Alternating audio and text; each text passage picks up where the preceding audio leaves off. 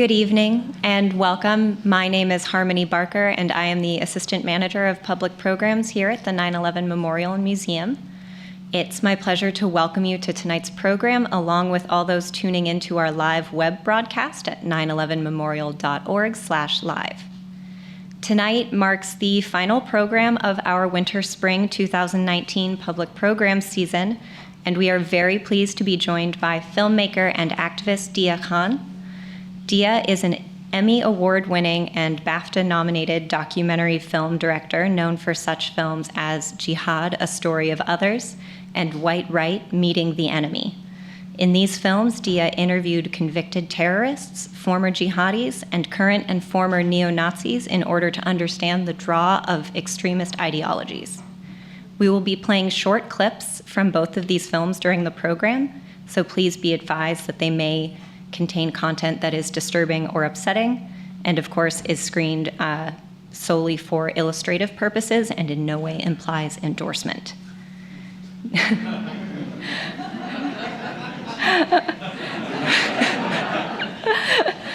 Just to be clear, Deeyah is also the founder of Fuse, a media and arts company that centers the storytelling of women, people from minorities, and third culture kids. In 2016, she was named the first UNESCO Goodwill Ambassador for Artistic Freedom and Creativity. She has received a Peabody Award, the University of Oslo's Human Rights Award, and the Peer Gynt Prize from the Parliament of Norway. We are especially fortunate to have Deeyah here to share her experiences confronting hate and her insights on how we can forge a path forward to combat extremist ideologies. We would like to thank Deeyah for sharing her time with us. Tonight's program has been generously supported by the Royal Norwegian Consulate, and it is now my privilege to invite Ms. Harriet E. Berg, the Norwegian Consul General, to say a few words. We are thankful to both Ms. Berg and the Consulate for their continued partnership and support. Following tonight's program, we'd like to invite you all to a post-event reception, which has been generously sponsored by the Royal Norwegian Consulate, where we hope we can continue tonight's conversations. Without further ado, please join me in welcoming Ms. Harriet E. Berg.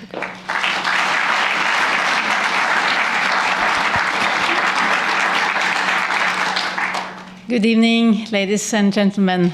The Norwegian Consulate General in New York is very proud with the collaboration that we have with the 9/11 Museum and Memorial, and we are delighted to be supporting this event.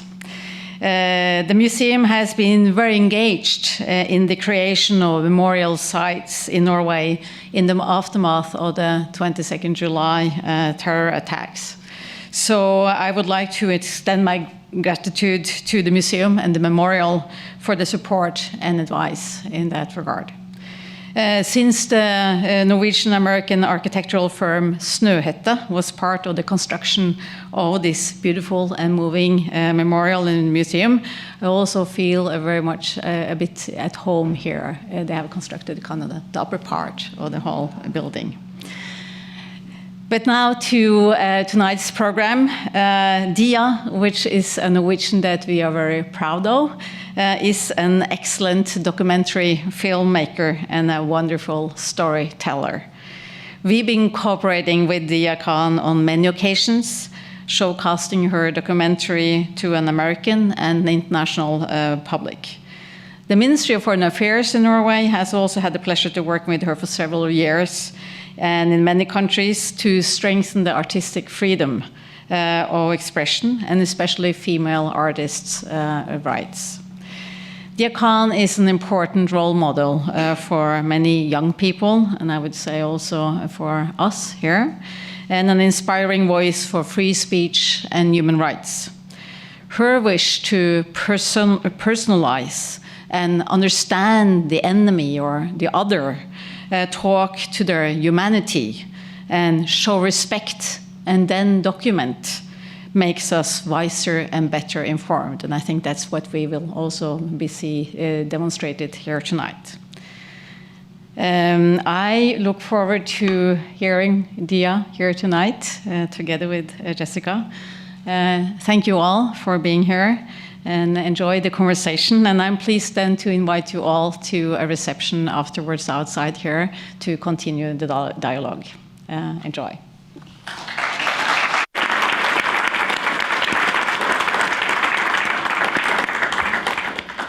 Well, good evening, everyone, and thank you so much for joining us. Deeyah, thank you for coming. Thank you so much for having me. This is our last public program of the season, and I can't think of a more fitting and important conversation to have than with you right now.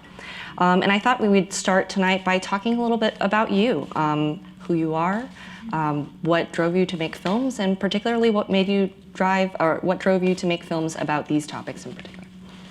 So I am the daughter of immigrants from Pakistan and Afghanistan. I was born and raised in Oslo, myself, in Norway. I've lived the last 20 or so years in London. Come from a Muslim family. What else? I don't want to bore you guys too much, because I want to get to the good stuff. So the reason I started making documentary films, my background is actually in the arts and in music. And the reason that I shifted to storytelling instead was that I was very, very frustrated by the fact that a lot of the stories that we hear in our public space about topics that are really difficult, that are really challenging, that are really uncomfortable, I felt that the human beings at the center of those stories were often erased. I felt that the way we were talking about a lot of these issues were very sensationalist. I felt that shock and fear and the horror was at the forefront, and the brokenness and the sadness and the sorrow that might lay behind it or at the heart of it was often ignored. So, I mean, honestly, I picked up a camera because I wanted to ask questions. I wasn't feeling satisfied by how a lot of these stories were being told, so I decided to just do it myself. I had no formal education, no training, no experience whatsoever. I remember at the time, even my friends going, look, you don't just wake up one morning and say, I'm going to do documentary films. And I was like, well, and I remember at the time going to another colleague, because again, I didn't know any people in that field or anything like that. So I went back to one of my colleagues who also I worked with in music. And I said, look, I'm desperate about trying to tell some of these stories, haven't really done it before. I don't really have any money, will you help me? And he's like, well, and I was like, how hard can it be? And he's like, yeah, we'll figure it out. And seriously, we used to sit there online and just read tutorials and watch these little tutorial videos.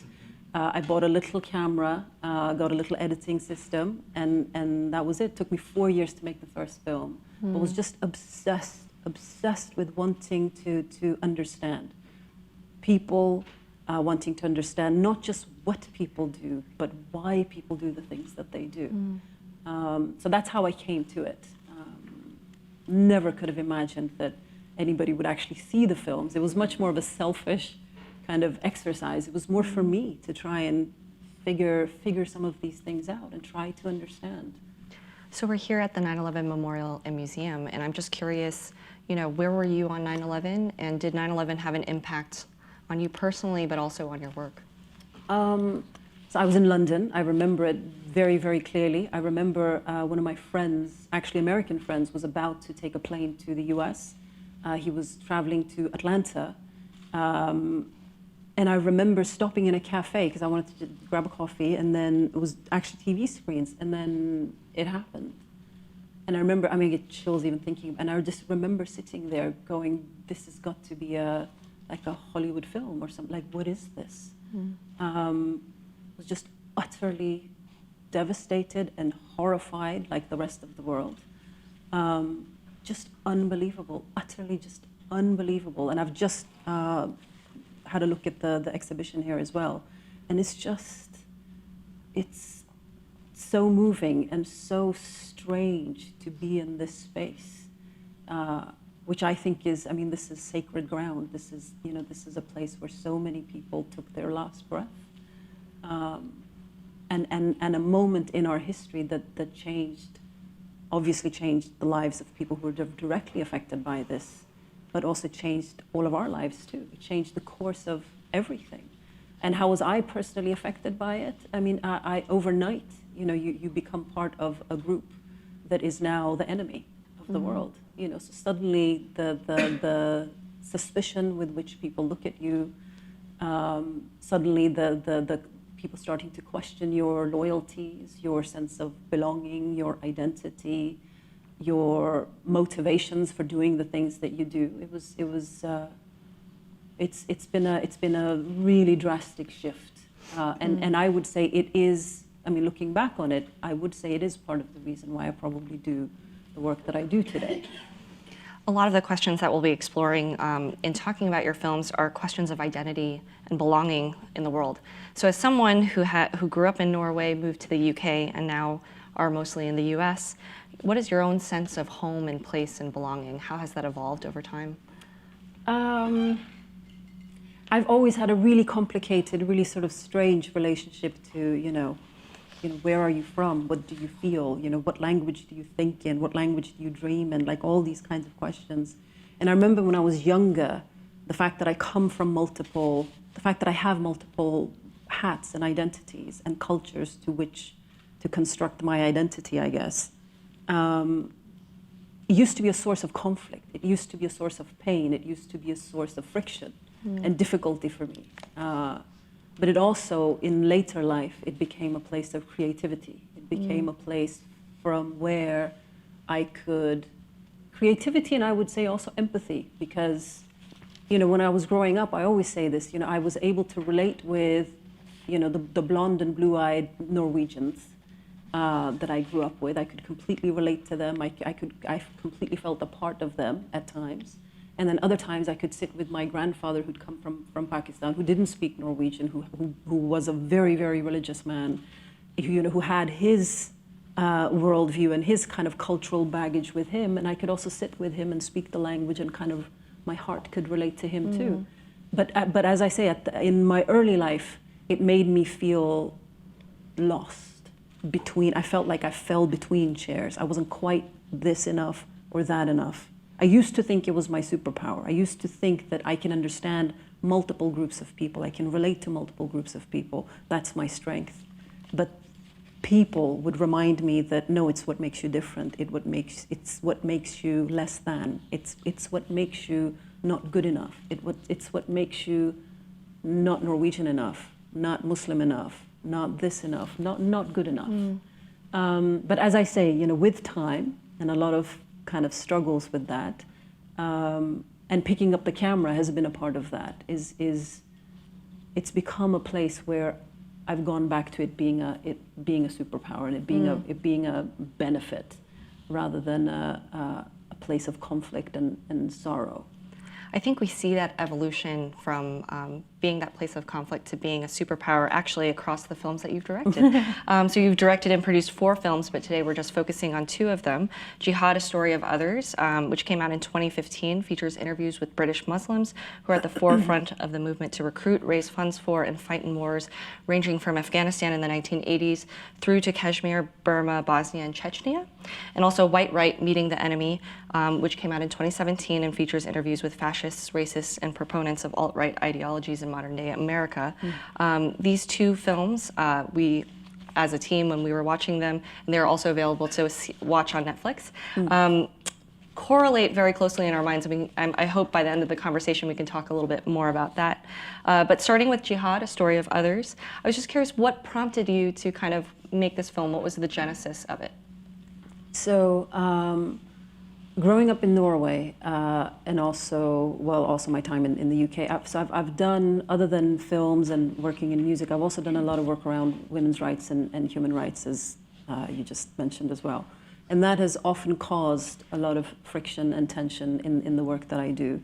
And also the fact that I used to do music also caused a lot of problems. So I've been on the receiving end of death threats from Muslim extremists for a really, really long time. And it's been something that has impacted my life personally. It's been something that has impacted the lives of my family's friends, a lot of artists that I've looked up to and studied in my life. And it's something, it always used to be kind of the big, bad monster in my life that I was always afraid of, that always kind of controlled me. It's part of why I left Norway. It's had a profoundly negative effect on me. And I just got to a point in my life where I decided that I have a choice to make. I can either spend the rest of my life being afraid, or I can try and live my life the way I choose to live it. And that also means confronting some of the people that I am absolutely terrified by. So the reason that I wanted to make the film is I wanted to overcome my own personal fears that I had of men like that. But I also wanted to try and understand what it was that was driving young Muslims, born and raised in the West like me, to go into, battlefields in lands that really have no relevance to their own personal lives at that moment, and sacrifice themselves in that way. Why would somebody do that? So I wanted to understand that, and so that's why I decided to make the film. So the film centers around a charismatic man, Abu Montes, someone you actually describe as a person who was most responsible for spreading jihadism in the Western world. Can you tell us a little bit about how you met him, how you gained access to the former jihadists that you interviewed? It took a long time. It's with all these things, it took a really long time. Most people don't really want to speak to you because most people also are very, very suspicious of the media. And I kept trying to tell them, look, I'm not the media. I barely know how to do this. I'm not a journalist. I'm just somebody who really wants to try and understand this. And I also remember, I would have endless conversations with some of the guys that eventually, would at least agree to a phone call with me, and they would not want to speak on camera. Absolutely not interested. And as I say, very, very suspicious. And then one of them also said, I've looked you up, and I see that we're both Muslims, but we're on completely the opposite ends of the spectrum. And I consider you to be my enemy, so why would I meet you? And I said, that's exactly why you should meet me. I'm willing to meet you as my enemy. I'm willing to leave my baggage at the door. I'm willing to leave all my feelings about you at the door, and I'm willing to come in and sit down with you and listen and see where we go from there. So anyway, it took a really long time of a lot of back and forth, a lot of people saying yes, then messing me around. I would show up, they wouldn't show up, or I would show up and then they say, no, actually turn the camera off. I don't really want to talk to you after. It was a lot of stuff like that. But eventually, after a little bit of trust was built, and also they realized that I'm very, very annoying because I'm not going to go away. So I just kept at it because they tried everything to sort of piss me off and to discourage me and all of that. In both films, this was the case. And eventually they're just like, ugh, she's not going away. I guess she's here again. So, put up with her. And then finally we could actually start talking. So obviously you're not making this film in a vacuum. You're actually making it across 2.5 years, beginning in 2013. Yeah. And so we know that ISIS was on the rise, declared a caliphate in 2014. And I'm curious what impact that had on you when you were conceiving of the film, but also on those people that you were really working to try and interview.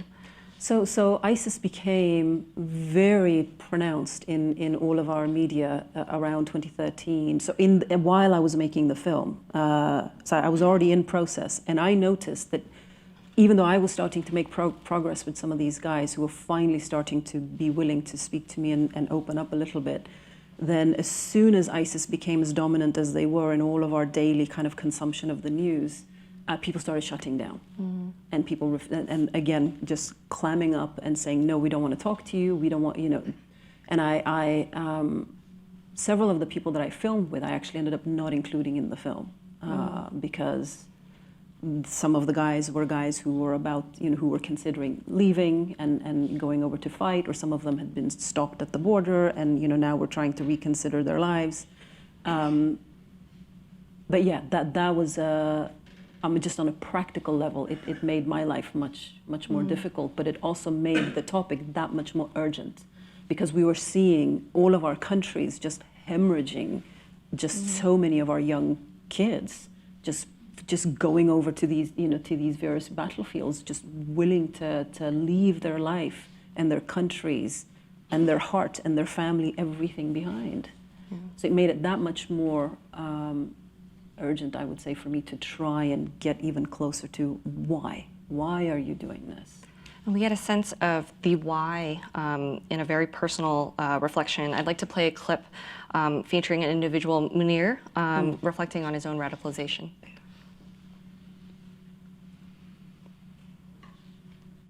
P-A-K-I-G-O-H-O-M-E.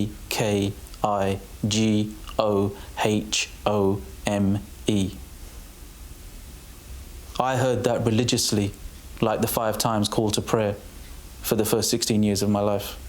I felt so shunned by everybody. I felt so alone, so isolated. I just felt like death would have been a really good option. I didn't have a passion for life. Martyrdom, the notion of the Shaheed, the Mujahid, they became inspiring. They very much became enabling. I think for me, I was unmistakably drawn to it. Munir says he was never a core member of an extremist group, but became sucked into the mentality by listening to their preachers.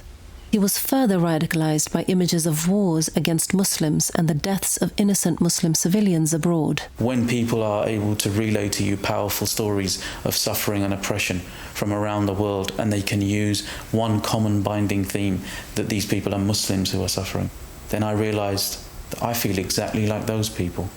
I feel as abused as they do. I feel as helpless as they do. And you just transfer that angst, you just transfer that sense of grievance. For someone like me, who didn't even know where I fit in, fighting for the path of Allah was almost a transcendental emotion.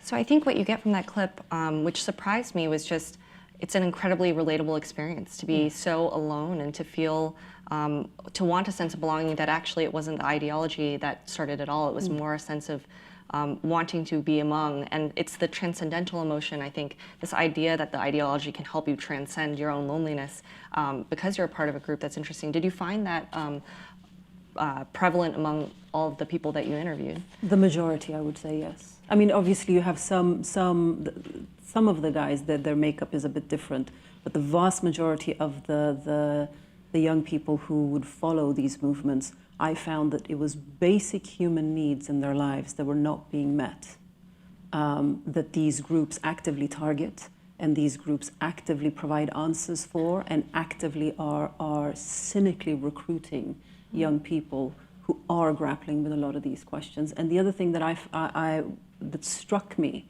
is, as I said earlier on, to me, I started making this film thinking that I was going to confront a monster, and these are just these barbaric, evil guys, and that's going to be that. And when they really started eventually opening up, like Munir did here, I found myself, like you, I found myself sitting there going, I can understand that. I can relate to that. I feel like that too. I've gone through that too. But then at the end of it, I would always sit there sort of questioning, I can get it, but then what is it that makes me pick up a camera and you pick up a gun? What is it that makes us relate to whatever it is that we're going through in our lives in such different ways?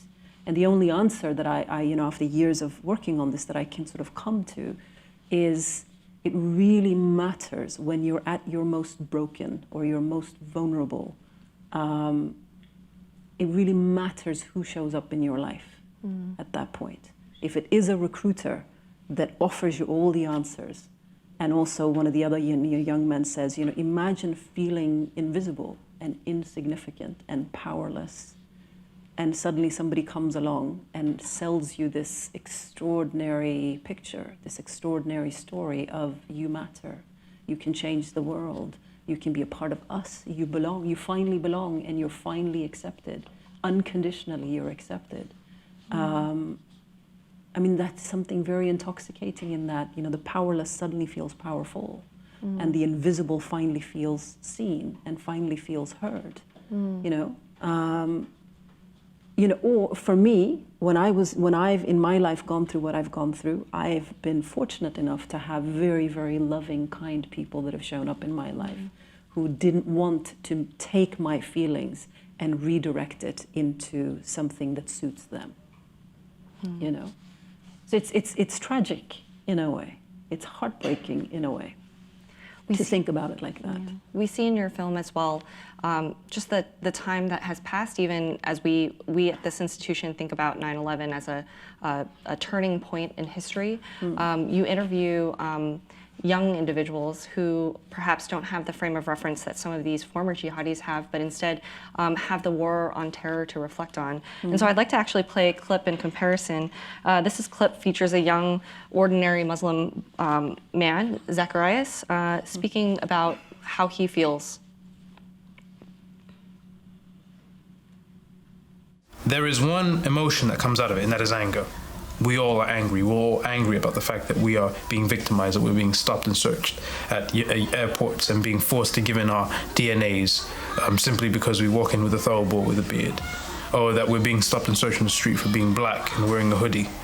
You attack people who behead soldiers on the streets of London, but yet you don't talk about US soldiers or UK soldiers who go into villages and murder innocent people by the hundreds and by the thousands. So, Who's you? the UK government and citizens of the UK, regular citizens of the UK, citizens, just normal citizens, and the media. So how does that make Muslims feel, and especially young Muslims feel? Isolated, alienated, and angry. It could convert into something positive, which would be activism, which would be campaigning to make sure the government is held responsible for, certain policy measures where they incriminate Muslim people, young Muslim people particularly. Or it can be converted into negative areas. And that's where you have groups extremism, like violence. Exactly. Thinking about what he poses, that this anger could lead you in two directions. Have you come across any positive channels that young people have channeled their anger or their frustration in the way that Zacharias describes? Well, I think the vast majority of young people either don't engage with these issues or engage with these issues in a healthy way, and through democratic political means. So yeah, I do see that, but what I don't see that I wish we could have more of is that I don't think that there are a lot of public spaces where young people can engage and can have their voices heard and can participate in a productive way, and the productive doesn't come from them, it comes from us being willing to listen to them. I don't find that we as a society are particularly open to listening to our young people. And I think we're not particularly interested in engaging with them when they are angry and when they are frustrated. Whether their feelings are legitimate or not is sort of beyond the point. But I remember actually in Oslo, I remember going to, I think it was while I was researching this film actually, and there was a panel about terrorism and actually about the war on terror. And there was a young guy, and I was in the audience, and there was this panel, and there was this young guy who kept putting his hand up. And he said, can you understand that the young people are angry? Can you understand that they're angry? And can you understand that when you're not listening and when there's nowhere else for us to go, that maybe it makes sense for us to just pick up a gun and just go and do something. At least we're doing something. And he was from Iraq, and he had family there as well. And nobody really answered his question, and he kept asking the same thing, and nobody really did it. And then the event ended, and he kind of ran past me, and I remember grabbing him, and I said, "Hey, I just want to tell you, I completely agree with you." And he's like, "What do you mean?" I said, "I completely agree with you." I said, "I get the anger." I said, "There's a lot of things going on, and there's a lot of conversations that need to be had that are not being had, so I completely get it." And it's almost like, how you just ring up like a cloth and it just gets kind of limp. He was like, his entire body just kind of, he didn't expect anyone to go, "I get it, and I agree." And he just goes, "Huh."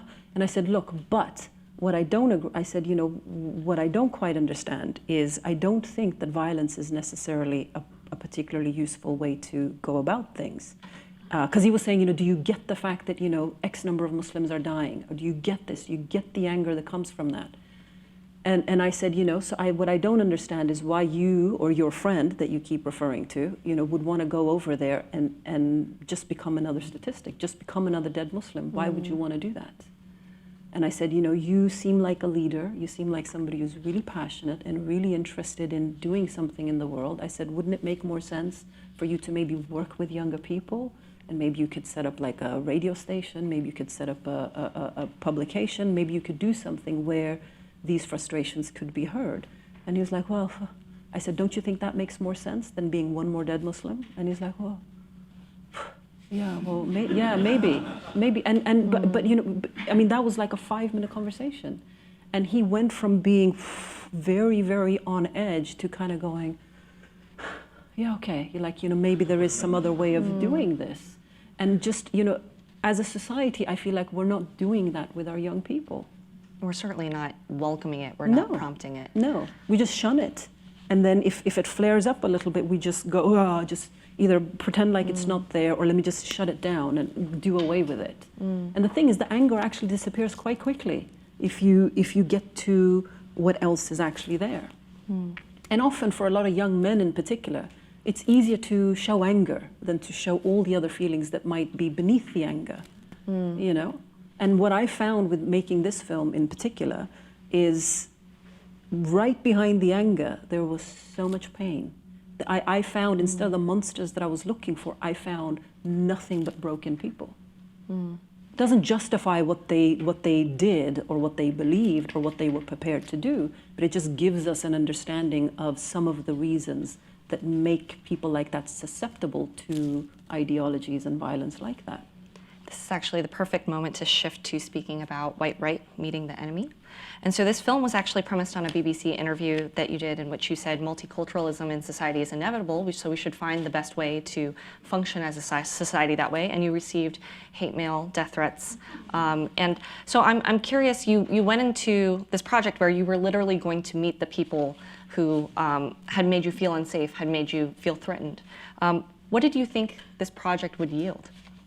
I didn't know at the time. The only thing that I knew is, just like with the Jihad film, I knew that I had a choice to make. I could be afraid and I could run away from this, and I could behave in a way that they want me to behave. The threats are designed to make me feel afraid. The threats are designed for me to change my behavior, or in a negative way.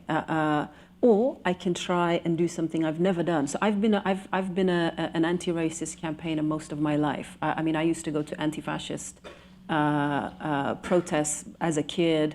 I've flipped these people off. I've thrown stuff at them. I've shouted at them. I've cursed at them. I've done like all of it.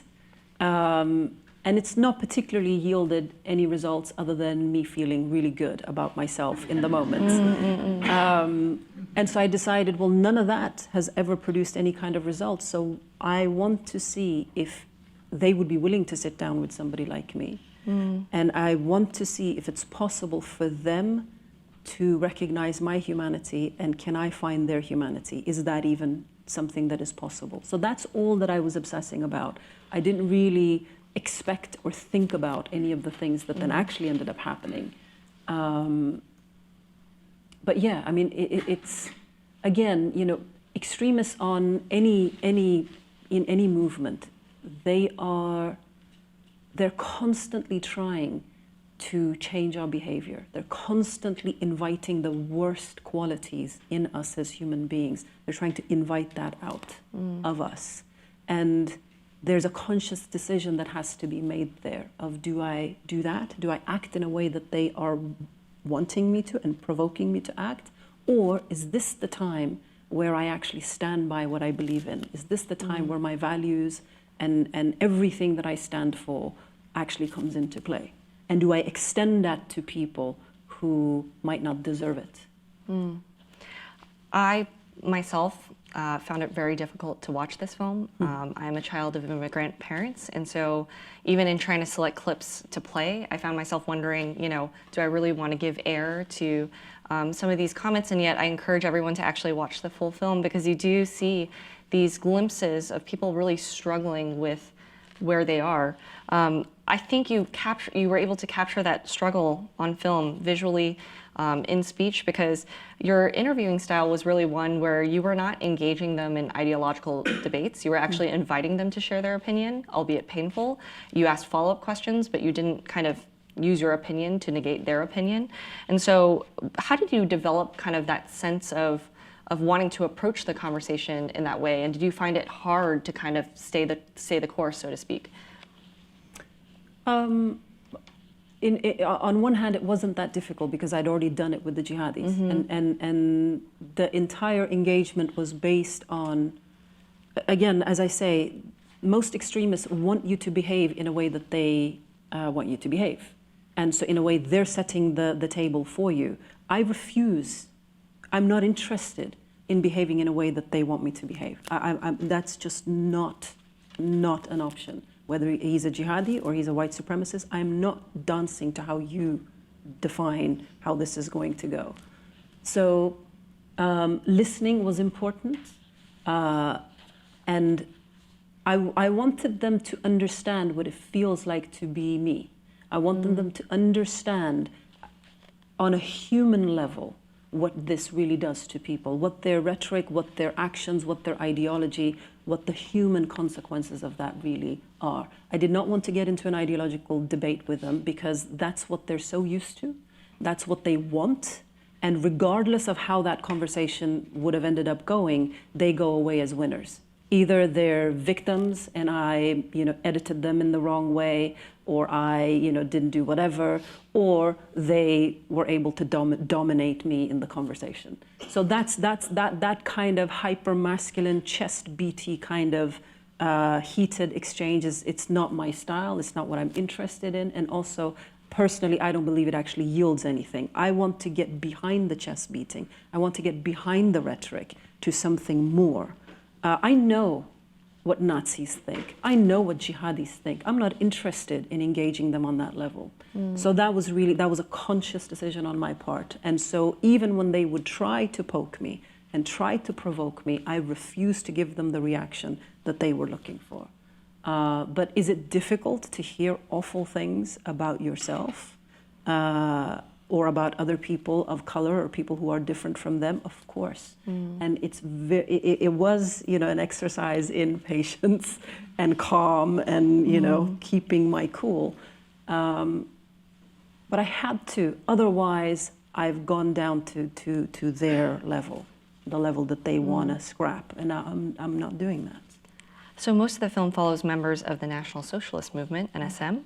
And so one of the individuals that you interview is a man named Ken Parker, literally has a swastika and a brand or a logo decal tattooed to his chest.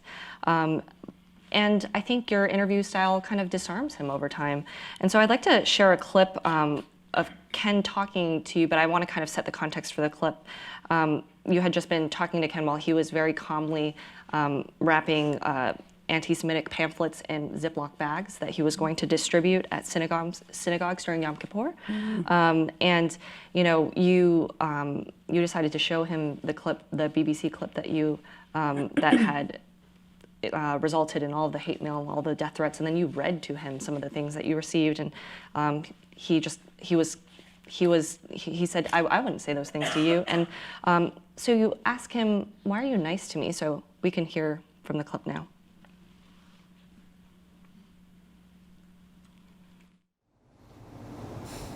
Why are you nice to me? You've been completely respectful to me. I actually consider you to be a friend. My opinion about Muslims since I've been interacting with you has gone up significantly. Besides asking me questions that, kind of got under my skin a little bit. Don't do the flyers, blah, blah, blah. Don't throw them out in a Jew neighborhood. Don't use the Jew flyers with the swastika. You're gonna hurt people's feelings. It comes down to when my girlfriend was in the hospital for a month, and the only one that called to see how she was doing was a woman from the mosque. I was like, holy shit, I can't believe that here these people that I fucking hate are checking up on her. And what do you think that is going to change in you? Actually, no, I don't think I'm gonna mess with the mosque anymore. Trust me, I have thought about getting pigs' heads and scattering them around mosques and stuff like that, but I haven't. The worst I've done is bacon. But I'm done messing with those people. If you called me up and say, hey, I need help moving, or hey, I got a flat tire, would you mind helping me out? I would do that. Friendship, it makes people feel good, honestly. I mean, somebody that you can talk to, have discussions with, even if you don't agree with each other. It's nice to have friends. So it's somewhat, we're hearing him and we see him say, I'm being nice to you because I feel this way, but then at the same time then reverting to saying, okay, well, I would maybe not do these hateful things so hatefully anymore. It's somewhat laughable. You also see the transformation of this person over time. When you first meet him, he is adamantly not interested. Yeah. And so I'm just curious, it's this, it's where he lands. It's about friendship, and he associates friendship with this idea of dialogue. Can you talk a little bit about that in the context of people that you interviewed for this film? Well, so for him, he's and the other guys in his movement, they're used to being shouted at. They're used to somebody coming in sort of swinging and just being aggressive and, you know, saying, oh, you're wrong because of this and this and this and this and this, and then they shout back, and, you know, everybody goes their kind of way and pats themselves on the back for having all the right opinions and all the right friends and all the right politics and all of that. But really nothing happened other than, that's it, he can go recruit some more people, I can go feel good. So he wasn't used to somebody sitting down and going, okay, so, you know, let's actually talk, you know. What's this like for you? What's that like? You know, when you were growing up, what was this like? What was that like? And then also sharing with him what things have been like for me. And, you know, just taking small steps together from there. They're not used to that. They're not used to anyone being interested in them as human beings, which is also part of the reason why they're not interested in us being human beings either. So it's, you know, being someone, being a person of color, being a Muslim, being a woman, you know, I know what it feels like to be stereotyped and demonized. I mean, I've had that my whole life. And I've come to a point in my life where I refuse to do that to somebody else. Even if they are awful to me, I will not do that to them because I know what that is like. And so I think that is something that they weren't really used to. And I'm not, I want to be very clear, I'm not advocating hug a Nazi and everything will be okay. I'm not trying to simplify things to that point. All I'm saying is human connection is something that cannot be ignored. You know, I never expected for a guy like that to use the word friend for me. And I'm going to tell you because we're talking about him right now anyway, but you know, several people have asked me going, well, you know, but so what? He thinks you're okay, but he still thinks all other brown people are just, you know, scumbags and whatever. So, you know, really, what does it matter? You know, he said to me when I left him, he said, look, I said, you know, what does this change? The fact that, you know, we've kind of gotten along, what does that change in you? And he said, well, you know, maybe it opens me up to speaking to more people who are different from me. And he actually did honor that. He didn't just say it, he honored it. And he spoke to, there was an African-American pastor in his apartment complex that he started speaking to. And turns out he's got an all-black congregation that then he invited Ken to go to. Ken went, and Ken stood up there apparently and said that he used to be a part of the Klan, and then he became a Nazi and like said all the stuff that he believes. And afterwards, apparently people came over to him and hugged him and said that, you know, we think that what you stand for is absolutely awful, but we also recognize that for you to come in here and share some of the things that you've shared, you know, actually, you know, takes a lot from someone. And that made it all fall apart for him. The fact that he was shown kindness and compassion and respect by people that he hates, and he was shown those things even though he didn't deserve it, that completely collapsed the whole thing. Because he called me up a few months after the film was done and told me this whole thing and said, look, I've left. And I was just stunned. I mean, he has a massive swastika on his chest, you know? I mean, I was terrified when I met him. I'm not gonna lie, I was really afraid of him. And he wears like a gun and the whole I mean, I'm from Norway, I'm not used to guns and all that. You know, and he just goes, look, I've left. And he said, look, the hate was killing me from the inside.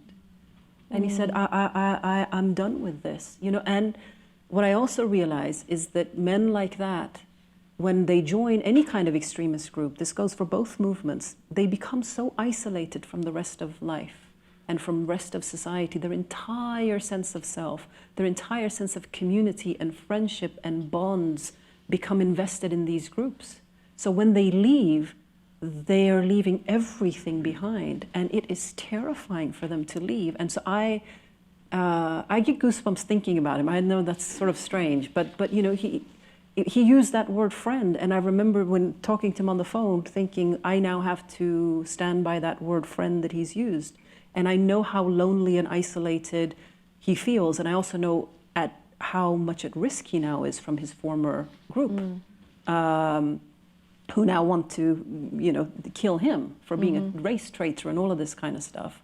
So we've stayed in touch, and he's now also, speaking to other people who have left the movement, and he's, slowly trying to rebuild his life.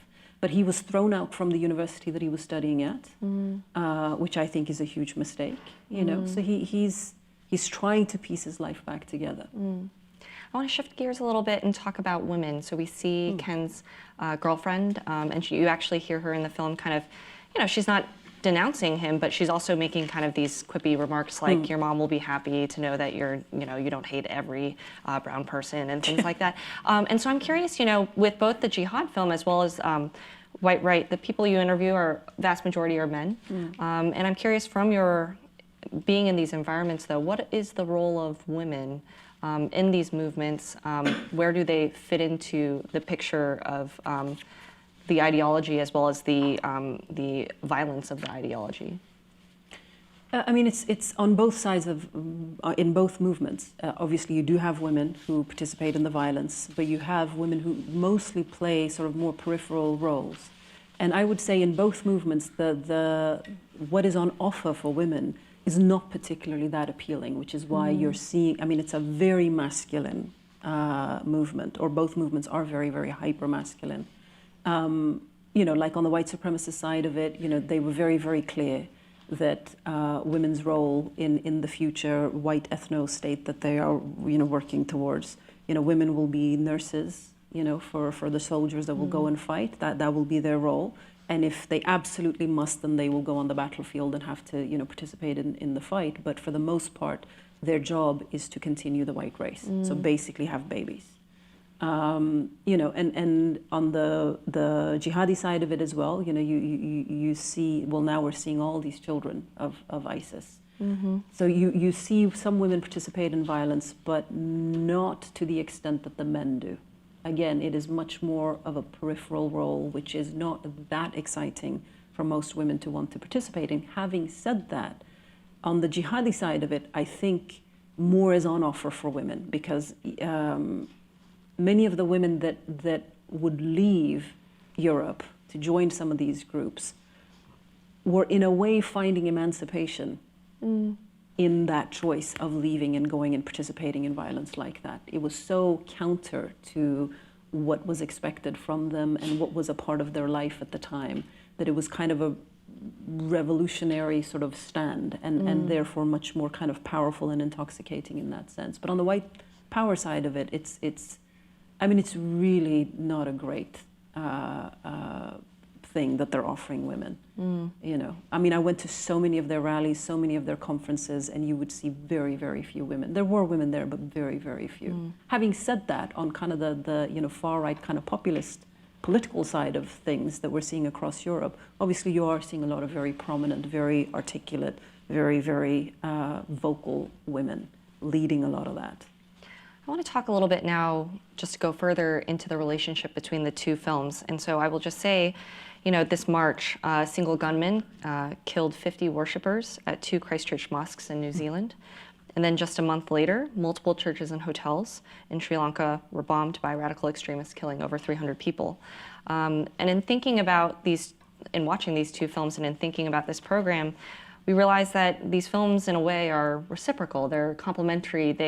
It's almost like we see in these actual events that have occurred that one form of hate feeds the other form of hate, and they are dependent on each other for survival.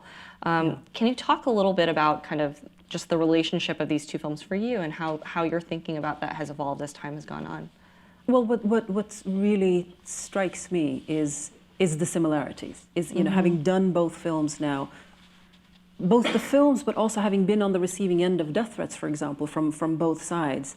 I remember when I was getting death threats from the white supremacists, I kind of laughed it off because I was so used to getting them from the jihadi side. That was just, to me, and I even made this comment to some of my friends. I said, it's the same guy.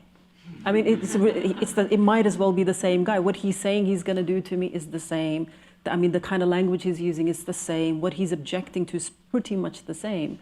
And really kind of on a serious note, though, it's what these movements provide for young men in particular is very, very similar in both movements. How they are recruiting the young men is very, very similar. I would say that on the side of ISIS, actually, it's much more strategic and much more effort made. You would have recruiters that would sit online and spend hundreds of hours on recruiting just one person. I mean, imagine the kind of loyalty that kind of connection can make. But you see on the white supremacist side as well, they're getting more and more sophisticated in how they're deploying social media as well. But I think beyond the similarities of the recruitment strategies, the personalities, and the social and psychological and emotional makeup of the guys within the movements, and also the roles of the recruiters, beyond all of those similarities, and beyond the belonging, the identity, the sense of purpose, the meaning, the glory that is on offer for them, I think what they want to do to us as a society is also the same thing. They want to deepen the divides between us. They want us to fear each other more. They want, as I said earlier, they are speaking very consciously and very strategically to the worst parts of us as human beings. They are wanting for that to come out. And they will continue to push on that. They will continue to try and make us react in an awful way. And for us to become separate from each other. They want us to become like them, basically, is what the deal is. And that is what we must resist. I have one question before we go to audience questions, which is, it's only since the Charlottesville rally in August 2017 that the media at large has caught on to this idea that these two, both Islamist violent extremism and the neo-Nazi threat are both forms of extremism that exist. What responsibility do you think media have in terms of whether it's not sowing the divisiveness that you talk about, but also, what's the responsibility to communicate about these things that are happening?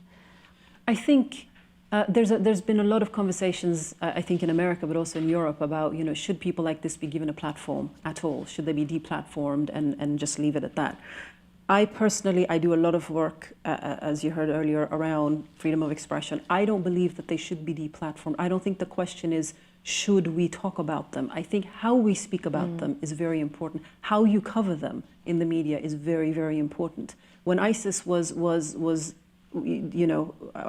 everywhere, they were everywhere because our media, could not get enough of them. Every single newspaper, every single magazine, every single news piece was ISIS, ISIS, ISIS, ISIS, ISIS, ISIS, everywhere.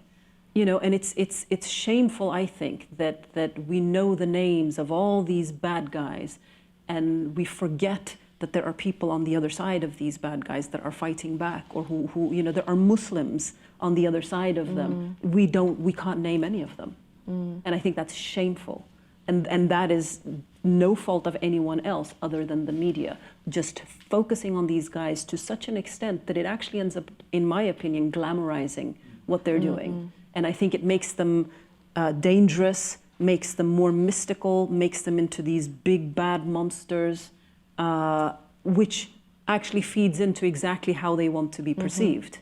When I did the Jihad film, I got all kinds of reactions to it, but one reaction that really stuck in my mind was I got some messages from 2 or 3 guys that were in Syria. They were British guys who'd gone to Syria and were fighting there.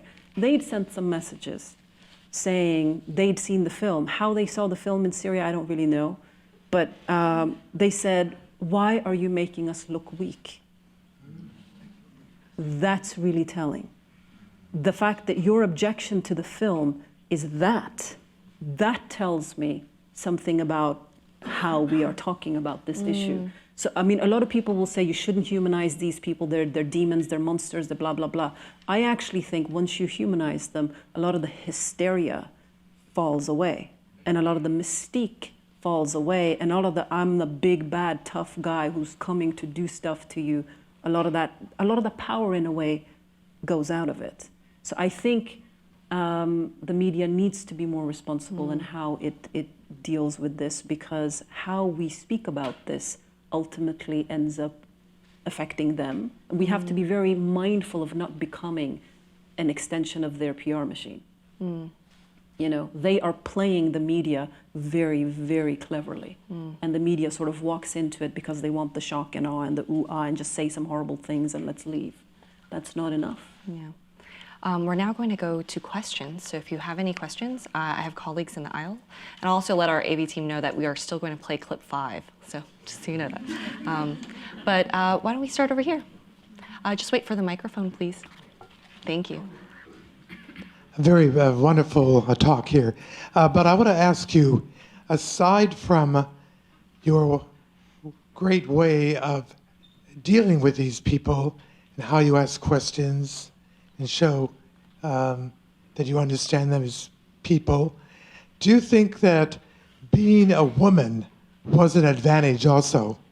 And why, if it wasn't, why was it an advantage? I think it was. I think that, again, these movements are hyper masculine. And so the way some of these guys will sit and address a guy will be different because they're going to want to show themselves as stronger. I mean, they're going to be much more reluctant. Not even reluctant. I don't think they really are going to even venture there. I don't think they're going to want to be vulnerable. I don't think they're going to want to show that they have any other feelings than strength and defiance. So I think, yes, being a woman, that it's also very easy for them to underestimate. You know, here's some brown woman who kind of, is wiggling around with this little camera. You know, what is she, she looks a little clumsy and blah. But also, I was sincerely interested. And I am sincerely interested. I really actually care who they are. I actually care what they do feel. I really, really actually want to know. And eventually, I think sincerity is something that people can feel. Even these guys can feel it. And I think so eventually it made it possible for them to show themselves and to come out of that big shell. So yeah, I think the fact that I was a woman definitely made that easier for them in both movements, I think. You know, on the jihadi side, there's also this, there's a particular kind of respect that is also shown to women and to other Muslim women. So I think it just opened up certain spaces in people's hearts that might, with a male person confronting them, I think wouldn't have been possible. I mean, and eventually after we, became kind of friendly, I got away with saying all kinds of, quite like obnoxious stuff to them. That like even I would like say something and then go, oh, are they going to react? And they kind of take it. So it was very interesting. Another question, maybe off the aisle over here. I'll just wait for the mic. Hi, thanks very much for the very illuminating conversation. So you mentioned briefly social media.